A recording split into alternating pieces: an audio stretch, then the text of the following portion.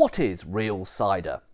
Pubgoers in Britain are probably familiar with the term real ale, coined by CAMRA, the Campaign for Real Ale, in the 1970s. Beer made using traditional ingredients, unpasteurised, still containing live yeast and without any added gas. Since the 1980s, CAMRA have also been championing cider and perry, and have a corresponding definition for real cider and real perry. CAMRA defines real cider or perry as being fermented from the whole juice of fresh pressed apples or pears without the use of concentrated or chaptalized juices. A quick note on terminology there. Cider is of course made from apples and perry is made from pears. With cider, that can either be using specific apple varieties bred for cider making, which is more common in the west of England, or with regular eating apples, more common in the east. For perry, there are those who would say that the term should only be used for a drink made from perry pear varieties, not the kind of pears you might normally eat.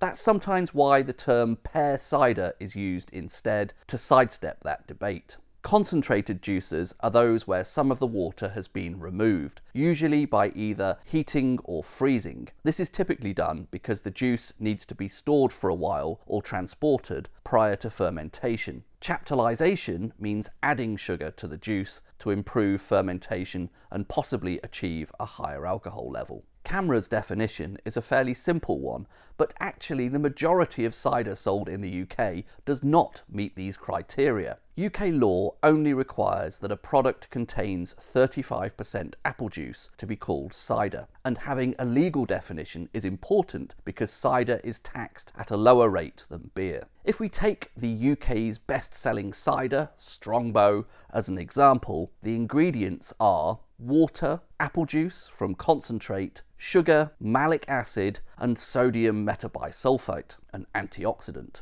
Given that ingredients are always listed in descending order of quantity, we can deduce that the concentrated apple juice constitutes less than 50%. Sugar and malic acid are then added to try and put back some of the flavour lost by this highly industrialised process. By contrast, the ingredients for a real cider would be just a single item: apple juice. Technically, you don't even need to add yeast. You can use the naturally occurring wild yeasts on the skins to ferment. We shouldn't just pick on Strongbow here. According to the Heineken Cider Report 2025, these are the top 5 draft ciders in the UK based on sales volume. I believe at least 3 of these are made using concentrate. And if you look at bottled ciders, where sales today are dominated by imported fruit-flavoured ciders, brands like Old Moot, Copperberg, Recorderlig, many of these would not meet CAMRA's definition for real cider either. Another modern style of cider, more focused on profits than any real interest in making a high-quality product, is white cider. Brands like Diamond White and the now defunct White Lightning. This is typically made either from pomace, the leftovers after squeezing the juice out of the apples, or sometimes chaptalized concentrate. Neither would meet CAMRA's definition for real cider. Again, CAMRA's definition for real cider is really quite lenient, and yet, as noted, already excludes most cider sold in the UK. There are, of course, stricter definitions we could apply. To me, proper cider is always unpasteurised and, like real ale, retains some live yeast. CAMRA refers to this as live cider. I also think proper cider should not be artificially carbonated. An honourable mention should be given here to more natural methods of producing sparkling cider, like keeving and secondary fermentation in the bottle, as used in traditional method sparkling wines like champagne. That method, as an aside, was likely invented here in England, first documented by Christopher Merritt in the 17th century, and I suspect was first applied to cider, or perhaps perry, prior to being used for wine. By and large, though, what I want is still cider, and I never want a cider which has had artificially made CO2 injected. I also think the use of traditional cider apple varieties or perry pear varieties should be encouraged. Finally, I think there's something very special about the use of wild yeasts for fermentation. Ambient yeast strains vary by location, and that contributes to a unique sense of place. All of the aforementioned goes into making what I consider to be the purest, most natural, and most traditional form of cider. Why does all of this matter?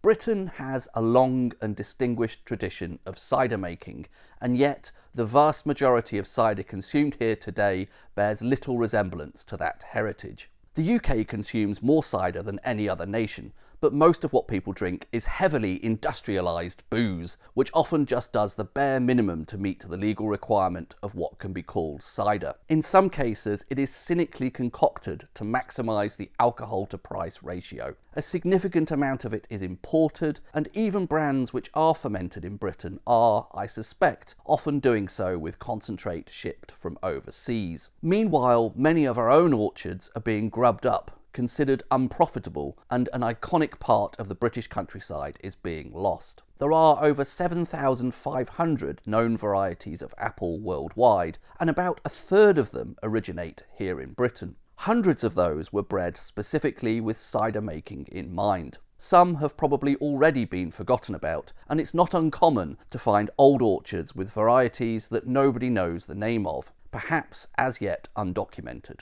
I think that's kind of magical. At their best, real cider and perry have the potential for all the variety, finesse and nuance of fine wine. I think that's something worth championing.